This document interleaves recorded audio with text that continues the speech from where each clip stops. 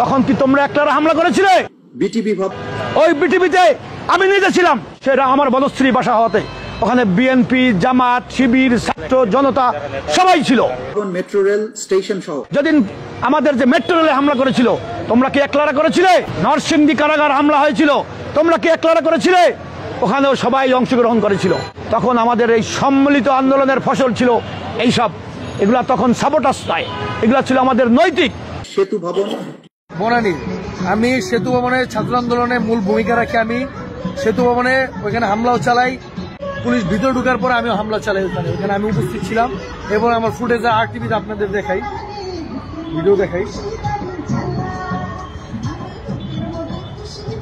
আমি সেই সজল, আমি হাসিনার পতনের মূল ভূমিকায় সজল। আমি এই যে আমার ভিডিও, এই যে এটা হচ্ছে ৭১ টেলিভিশনের, এই যে আমি, আর এই যে আরটিভিতে সেতু ভবনের ফুটেজ, এই যে আমি, এই যে এটা আমি কিং সজল।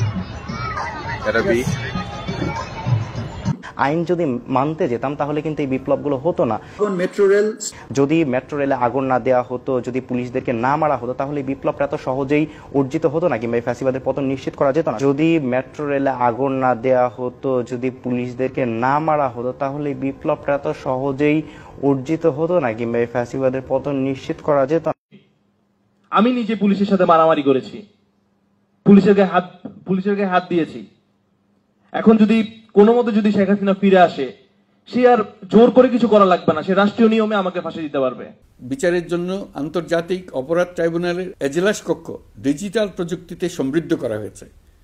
ইতিহাসে প্রথমবারের মতো কোনো বিচার পর্ব আদালতের অনুমতিক্রমে সরাসরি কিংবা রেকর্ডকৃত পদ্ধতিতে গণমাধ্যমে প্রচারিত হচ্ছে।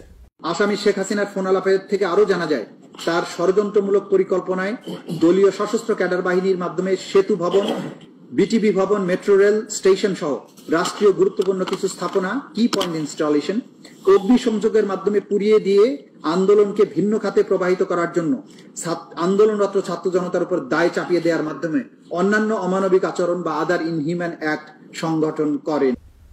আমরা বিশ্বাস করি এতে করে বিচার বিভাগের প্রতি মানুষের আস্থা বাড়বে।